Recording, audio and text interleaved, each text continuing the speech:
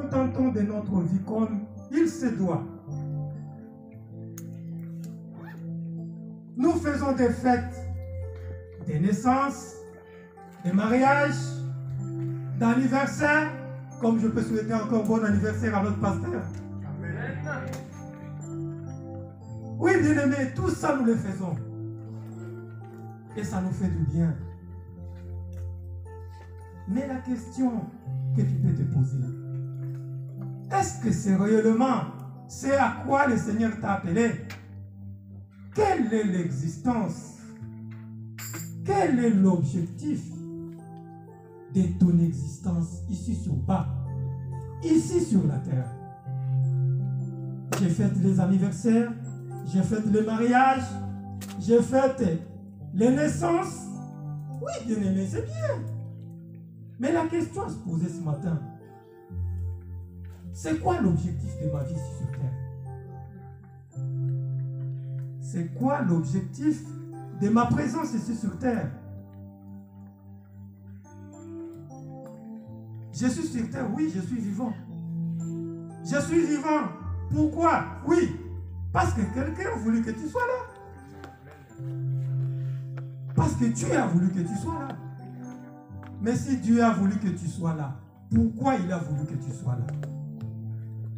C'est cette parole que le Seigneur nous donne ce matin, bien-aimés. Donc je vais vous demander de pouvoir vous lever pour que nous puissions honorer cette parole que le Seigneur a mis à cœur ce matin, pour que tous puissions comprendre qu'est-ce que le Seigneur veut nous parler ce matin. Qu'est-ce qu'il veut que toi et moi puissions retenir de notre existence sur la terre et puissions ardemment nous mettre au service de notre Dieu. Alléluia, bien-aimés. Nous allons entrer dans le vif du sujet et de nos 2 livres de ce matin que le Seigneur nous a donnés et demander à quelqu'un qui sait bien nous lire, de nous lire pour que nous puissions comprendre ce que le Seigneur veut nous dire ce matin.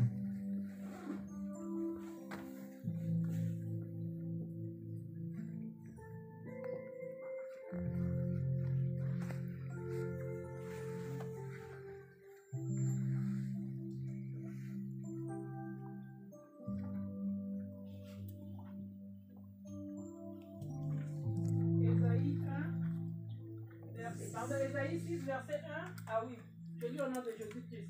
Alléluia.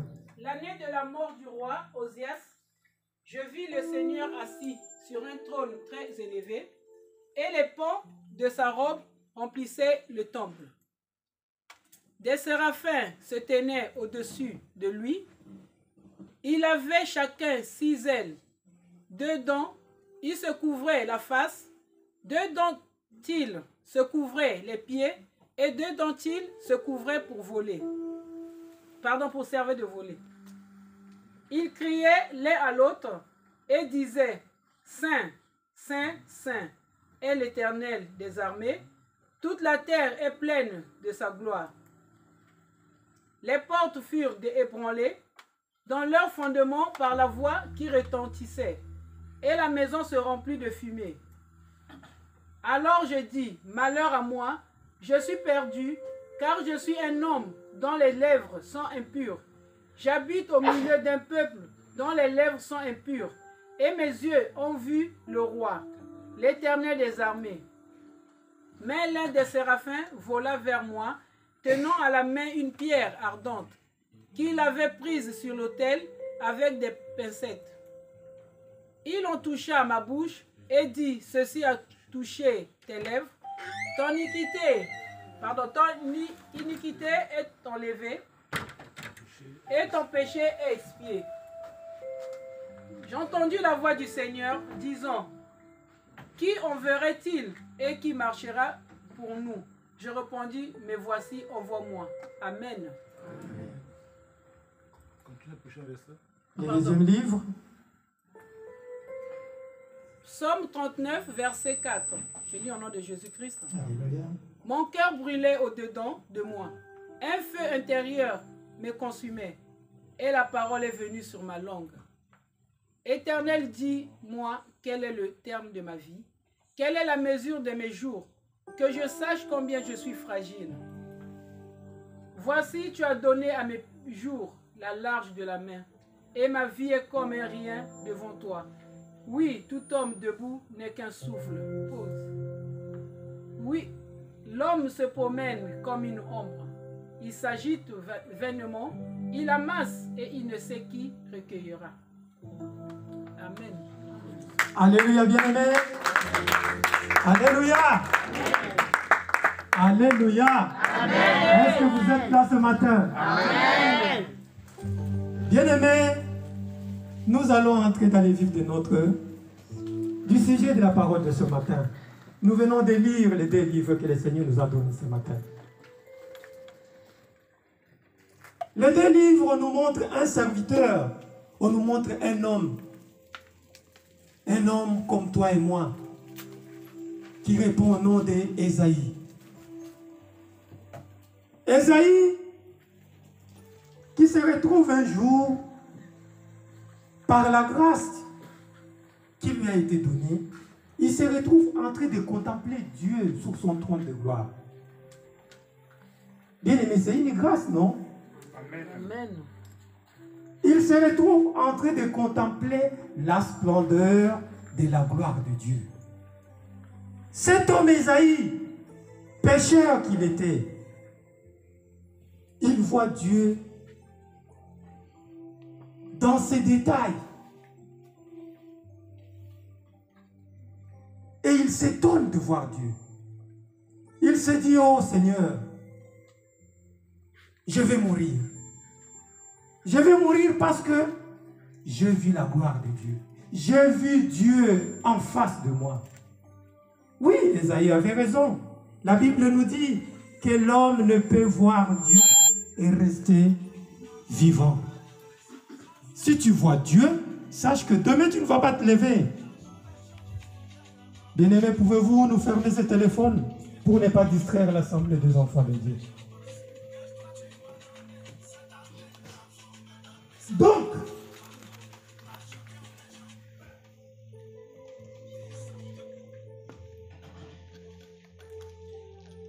Ésaïe qui se dit, j'ai vu Dieu, je vais mourir. Il est dans la peur, il est dans la stupeur qu'il va mourir. Parce qu'il a vu le trône de Dieu, il a vu Dieu assis sur son trône.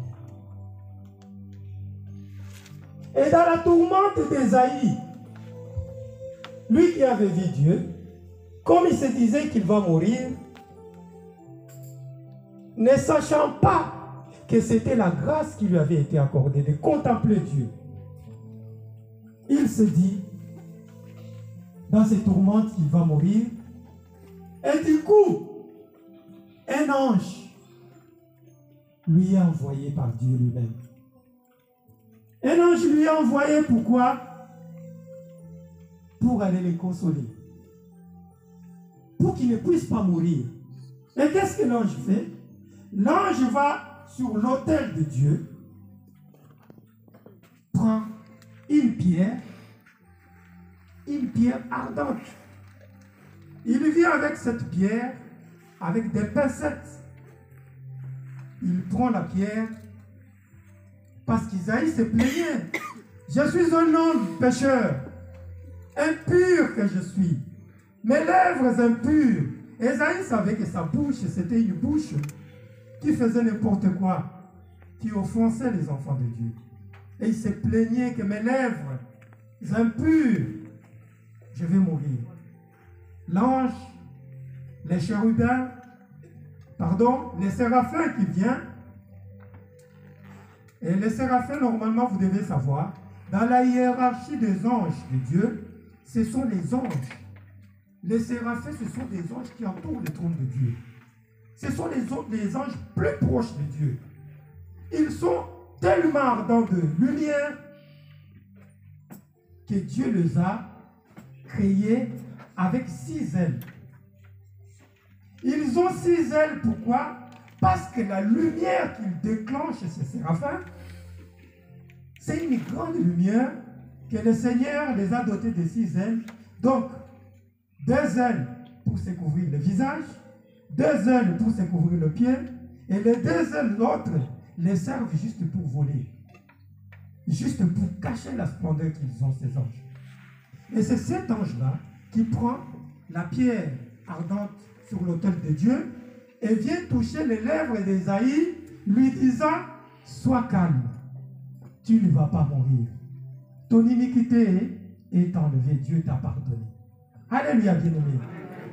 C'est une joie immense. Ésaïe s'est retrouvé petit peu feu de voir qu'il ne peut plus mourir parce que Dieu lui vient au secours par son ange qu'il vient de lui envoyer. Et quand Dieu le sauve comme ça, à la fin, le Seigneur lui dit, qui enverrai-je? Et c'est le thème de notre enseignement de ce matin, où le Seigneur, notre Dieu, est en train de recruter. Qui enverrai-je? Qui enverrai-je? Bien-aimés, nous sommes dans le monde, comme je disais auparavant. Nous sommes amenés par tant de choses. Nous sommes plongés dans tant de choses. Et nous oublions des fois l'essentiel de notre vie sur terre. Nous oublions pourquoi nous sommes sur cette terre. On oublie qu'on est mortel. On oublie qu'en sortant de l'église, tu peux te retrouver devant cet temple de Dieu. N'est plus vivant. Nous sommes des passages sur la planète Terre. Et quand nous sommes des passages sur la planète Terre, nous devons vivre avec l'objectif de comprendre que je suis vivant sur la planète Terre. Mais pourquoi Dieu a voulu que je sois vivant ici? Suis-je en promenade? Suis-je un touriste sur la terre? Comme quelqu'un qui quitterait la France, il se dit je vais aux États-Unis, il contemple les États-Unis, il se dit c'est beau, je vais rester ou je vais rentrer en France. Ce n'est pas ça. Ce n'est pas ça, bien-aimé. L'objectif de Dieu dans ta vie, c'est de travailler pour le royaume. Alléluia, bien-aimé. L'objectif de Dieu dans ta vie, tu dois savoir que tu as été appelé à vivre sur terre pour travailler pour le royaume de Dieu. Travailler pour le royaume de Dieu. C'est notre préoccupation qui doit nous prendre tous les jours de notre vie. Travailler pour le royaume de Dieu. Parce que qu'est-ce que nous constatons aujourd'hui? Nous constatons que nous, les enfants de Dieu, à chaque fois que nous revenons dans la maison de Dieu comme nous sommes là, nous venons devant la présence de Dieu, pas pour travailler pour Dieu, mais nous venons dans la présence de Dieu parce que nous voulons que le Seigneur puisse satisfaire nos désirs, puisse satisfaire nos besoins, pour satisfaire ce qui nous incombe. Mais bien aimé, tu dois savoir ce matin que si tu veux que le Seigneur satisfasse tes désirs, tu veux que le Seigneur satisfasse tes désirs, ce dont à quoi tu as besoin, ce dont à quoi tu te poumonnes tous les jours, tu dois d'abord, en premier lieu, chercher à faire du Seigneur Jésus tes délices. Alléluia, bien-aimé. Tu dois faire d'abord, en premier lieu, de Jésus-Christ les délices de ta vie. La Bible ne nous dit pas fais de l'Éternel tes délices et il te donnera ce que ton cœur désire. Bien-aimé, tant que tu ne fais pas du Seigneur tes délices, les désirs de ta vie ne seront pas. Tu ne vas pas arriver au désir de la vie dont tu as besoin. Et c'est ça que nous voyons, qu'Ésaïe avait compris. Ésaïe avait compris que pour que le Seigneur satisfasse mes besoins, je dois en premier le faire les délices de ma vie. Faire du Seigneur les délices de ta vie. Les délices c'est faire du Seigneur quelqu'un de délicieux pour ta vie. Quelqu'un de bien, quelqu'un de bon, quelqu'un qui goûte mieux pour toi. C'est en ce moment-là que tu pourras te dire que tes désirs seront satisfaits auprès de Dieu. Ésaïe, quand il a compris que pour que mes désirs soient satisfaits auprès de Dieu, je dois le faire Dieu comme étant les délices de ma vie. Face à la sensibilité de l'appel de Dieu, face à l'appel de Dieu qui cherche des gens envoyés, Ésaïe s'est porté. Il était sensible, bien-aimé. Il était sensible, cet homme de Dieu, à l'appel de Dieu qui demande qui enverrai-je. Et Ésaïe s'est porté volontaire pour dire, Seigneur, me voici, envoie-moi. Ésaïe s'est porté disponible parce que c'était, Dieu avait besoin, comme Dieu en a encore besoin aujourd'hui. Amen. Et tous les jours, Dieu en a besoin. Déjà, il cherche des gens qui envoyés pour travailler pour le royaume. Toi et moi, ça fait longtemps que nous nous appelons chrétiens. Nous nous appelons des chrétiens. Toi et moi, ça fait longtemps que nous avons reçu les baptêmes. Toi et moi, ça fait longtemps que nous sommes entrés dans la famille des enfants de Dieu.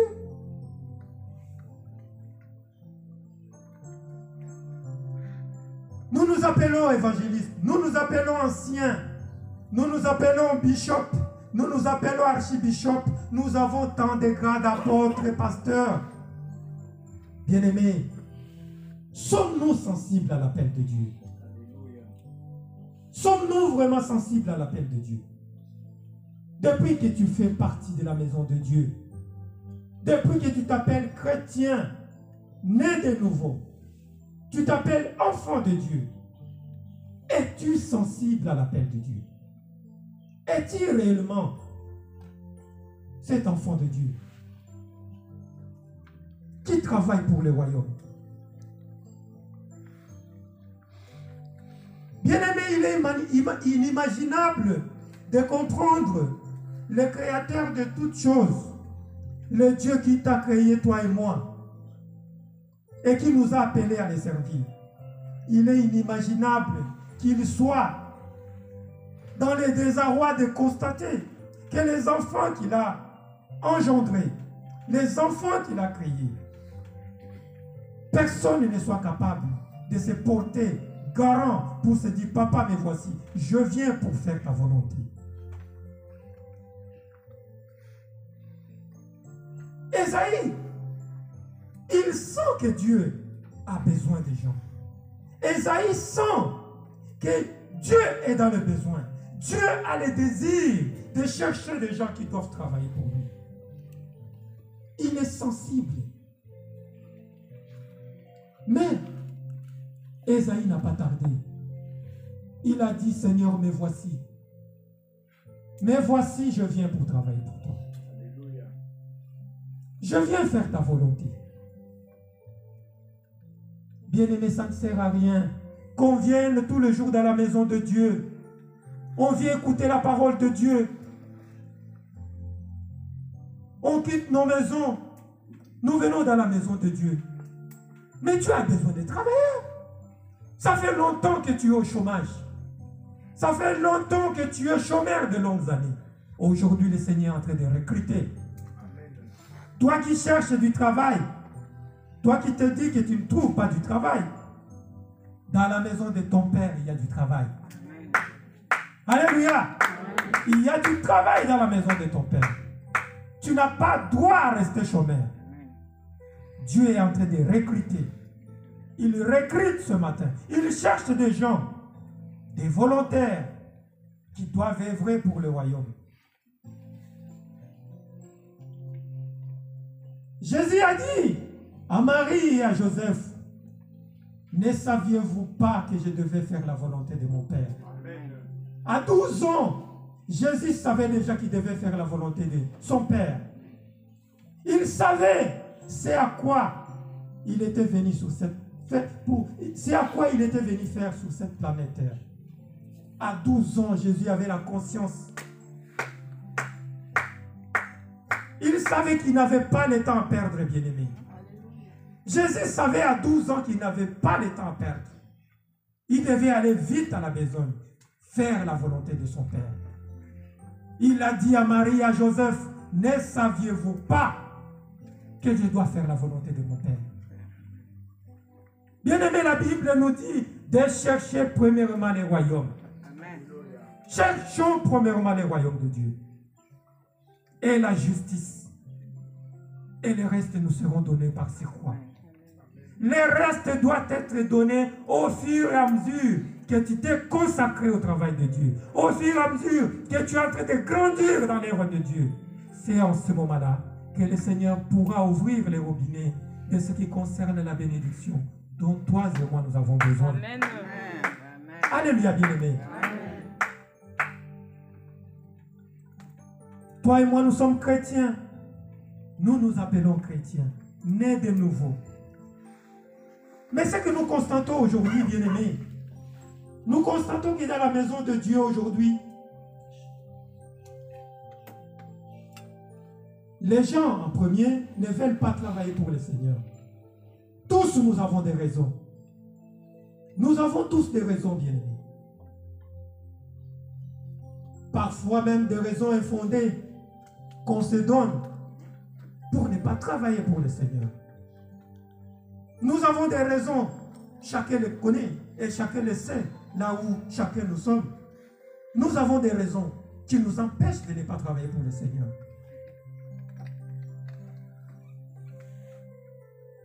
Et des fois même, ceux qui travaillent pour le Seigneur, nous sommes les premiers à les décourager. Nous sommes les premiers à décourager ceux qui travaillent pour l'œuvre du Seigneur. Nous sommes les pierres d'achoppement de ceux qui travaillent même pour le Seigneur. Quand bien même nous n'avons pas le temps, comme nous le disons. Nous n'avons pas le temps. Mais en plus de cela, nous décourageons ceux-là qui ont le temps pour travailler pour les royaumes. Que cherchons-nous, enfants de Dieu? Que cherchons-nous sur terre? Qu'est-ce que nous cherchons?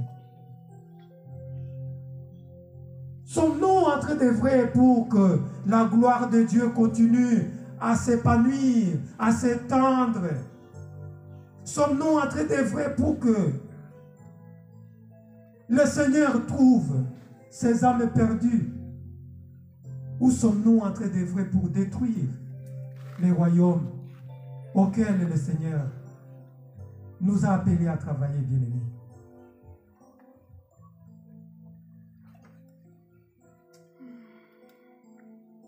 Éveillons nos consciences. Éveillons nos consciences. Ce matin, le Seigneur te parle. Le Seigneur t'éveille. Travailler pour le Seigneur ne veut pas dire seulement. Ne veut pas dire seulement que tu passes devant, tu prends la Bible, tu prêches les gens. Bien-aimé, travailler pour le Seigneur, tu peux le faire dans tant de façons pour que le Seigneur y gagne et il trouve sa part. Nous avons tant de départements ici à l'église. Nous avons les départements de la chorale. Nos jeunes, ils sont là. Que je dois en plus d'abord féliciter notre frère Chance qui nous a égayés, qui nous a prouvé de combien de fois il y a des talents dans cette église. Mais les gens, ils sont têtus, ils ne viennent pas travailler pour le Seigneur. Je dois remercier cet enfant, cet homme de Dieu qui se cache. Mais ce qui nous a prêché dans le veillé de ce vendredi, bien-aimé, je vous dis, c'est comme s'il savait. Il avait frôlé même l'enseignement, la parole que je suis en train de vous prêcher aujourd'hui. Alléluia. Poussé par l'Esprit de Dieu, il a frôlé cet enseignement qu'on est en train de vous prêcher aujourd'hui. Que le Seigneur continue à les fortifier. Amen. Que le Seigneur continue à les soutenir et à soutenir nos jeunes qui se portent garants, qui ont la conscience de comprendre que le Seigneur a besoin qu'on travaille pour lui quand on est jeune. Alléluia. Quand on a la vigueur du corps, le Seigneur a besoin de cela. Amen. Le Seigneur ne veut pas des retraités. Oh, Jésus. Il ne veut pas voir des gens fatigués, accroupis, qui n'ont plus la force de travailler pour lui. Venir se présenter maintenant, Seigneur, me voici, après avoir gaspillé l'énergie dans les choses du monde. C'est en ce moment-là qu'on vient avec notre bateau, Seigneur, me voici, je viens travailler pour toi. Non, ce n'est pas cela que le Seigneur veut. Alléluia, bien-aimé. Le Seigneur veut des gens de vigueur. Amen. Les gens qui ont la force d'aller. Les gens qui ont la force d'aller porter l'évangile à travers le monde. Ce sont ceux-là que le Seigneur en a besoin. Il n'a pas besoin que tu sois déjà un vieillard. Non. Proverbe nous le dit ce matin. Pardon, Ecclésiaste. C'est quand tu es jeune que le Seigneur a besoin de toi. Bien-aimé, travailler pour le Seigneur, oui, ce n'est pas facile. Ce n'est pas facile. C'est bien, mais ce n'est pas facile. Travailler pour le Seigneur, tu es appelé à vivre à contre-courant. Tu es appelé à vivre des incompréhensions de foi. Tu es appelé à vivre des gens, à vivre avec des gens qui ne seront pas d'accord avec toi des fois. Mais ce matin, le Seigneur te dit, Esaïe, une fois qu'il a palpé la splendeur de Dieu bien-aimé, une fois qu'il a goûté à l'amour du Seigneur, il se dit, Seigneur, me voici. Alléluia. Il était sensible tellement. Il s'est dit, Seigneur, me voici. Je ne veux plus passer le temps dans le monde. Je ne veux plus passer le temps au gaspillage. Le temps est tellement court, bien-aimé, sur la planète Terre. Ta vie est tellement courte que le Seigneur martèle ce matin pour te dire, pense à ta vie. Pense à ton lendemain. Où iras-tu demain? Nous nous donnons en train d'amasser des richesses. Nous amassons des richesses. Nous nous faisons des projets. Oui, c'est bien. Mais Ecclésiaste te dit, amasser, amasser. Tu amasses quoi? Et tu amasses pour qui? Alléluia. Car demain, tu ne sais pas ce qui peut t'arriver bien. Amen. Tu ne connais pas le lendemain. La vie nous réserve tellement de surprises qu'on ne peut pas imaginer ce qui peut nous attendre demain. Mais la seule chose à laquelle tu peux te dire que tu n'es pas perdant, c'est de travailler pour ton Père. C'est de travailler pour l'œuvre du Seigneur. Jésus a passé toute sa vie sur terre. Mais si nous regardons cet homme qui s'appelait le roi des rois, cet homme qui s'appelait le Dieu au-dessus de tout, il s'est tout dépouillé. Tout dépouillé pour toi et moi, pour que soyons appelés fils du Dieu vivant. Il a donné sa vie pour toi et moi. Mais sa vie n'était pas meilleure que la nôtre. C'était un pauvre malheureux, mais lui qui détient l'or et l'argent entre ses mains. Il s'est tout dépouillé pour ta cause et pour ma cause. Alléluia. Il a parcouru la terre, marchant en sandales, avec un seul tunique. Lui qui était celui qui habille les fleurs du monde. Lui qui était celui en qui tout vient, bien-aimé. Mais cet homme de Galilée, s'il a tout fait cela, c'était pour ta cause et c'était pour ma cause. Amen. Bien-aimé, laisse que la sensibilité de la parole de Dieu ce matin te touche à comprendre que tu dois travailler pour le royaume. Amen. Tu n'as pas le temps. Tu n'as pas le temps. Le Seigneur sait. Le Seigneur sait à quoi notre vie, à quoi les matériels priment sur notre vie spirituelle. Le Seigneur sait que les matériels prime sur notre vie spirituelle.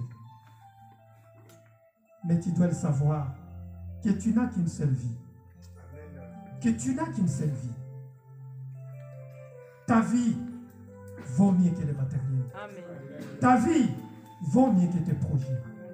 Alléluia. Et travailler pour le Seigneur valent mieux encore Amen. que tes projets bien-aimés. Laisse que la sensibilité d'Ésaïe ce matin te touche et te pousse à comprendre que tu dois travailler pour ton Dieu. Tu n'es pas un errant sur la planète Terre. Tu n'es pas un promeneur sur la planète Terre. Quoi que tu fasses, quoi que tu dises, quoi que tu te dises, quoi que tu aies des raisons, mais sache que Dieu, il t'attend Alléluia. pour que tu travailles pour son œuvre, Amen. pour que tu travailles pour le royaume.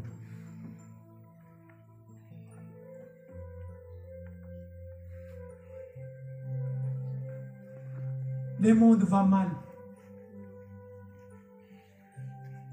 Beaucoup des âmes sont perdues. Beaucoup des âmes cherchent le salut. Mais la distraction a gagné beaucoup de gens jusqu'à tel point qu'on oublie l'essentiel de notre vie. Toi qui as la grâce ce matin d'écouter ce que le Seigneur veut que tu écoutes ce matin. À chaque fois que tu réfléchis sur ta vie, réfléchis d'abord en te posant la question, qu'est-ce que je fais pour le Seigneur? Qu'est-ce que je fais pour Dieu? Le Seigneur, jour et nuit, pense à toi. Tu as la vie. Tu as la bonne santé. Coronavirus est passé. Tu es resté vivante. Tu es resté tel que tu es. Dieu t'a préservé du mal. Ce n'est pas en vain que Dieu t'a préservé. S'il t'a préservé, toi et moi, c'est qu'il sait qu'il y a encore du temps. Il y a encore le temps qu'il nous donne pour travailler pour le royaume. Enlève les raisons qui te poussent à ne pas travailler pour ton Père. Demain, le Seigneur, il va te poser la question. Je t'ai mis, tu étais sur terre. Je t'avais envoyé là-bas comme étant serviteur. Je t'avais envoyé là-bas comme étant servante, prophète, prophétesse, diacre, diaconesse, apôtre. Qu'est-ce que tu en as fait de ce don? Qu'est-ce que tu en as fait de don que le Seigneur te donne? Tu étouffes le don de Dieu en toi en te donnant des raisons du jour au jour, des raisons, le travail, les enfants à la maison, la fatigue. Bien-aimé, le Seigneur sait que tu es fatigué. Jésus était aussi fatigué. Mais comme c'était ça sa respiration, travailler pour le royaume, il l'a fait. Il est allé jusqu'à la croix de Golgotha, là où il a dit tout était accompli, parce qu'il avait accompli sa mission. Alléluia, bien-aimé. Plairons à notre Dieu. Que la parole de ce matin te touche. Amen. Que la parole de ce matin te pousse à la sensibilité d'Ésaïe, de comprendre qu'une fois que tu es entré dans la maison de Dieu, une fois que tu as été baptisé, une fois que tu as reçu l'appel du Seigneur de faire partie de la communauté des enfants de Dieu, tu es appelé à travailler pour l'œuvre du Seigneur. Tu es appelé à œuvrer pour l'œuvre du Seigneur. Si Ésaïe l'a fait, tu peux aussi le faire. Alléluia. Si les uns le font aujourd'hui, et essaye de ne pas se soucier de leur temps à eux, mais du temps pour le Seigneur, toi aussi tu peux le faire, mon frère, ma soeur. Que la sensibilisation et la sensibilité d'Ésaïe ce matin touche le cœur, touche les âmes, et nous ramène à comprendre que Dieu a besoin de nous pour que le royaume des cieux continue à subsister sur cette terre des vivants. Que Dieu bénisse sa parole de ce matin.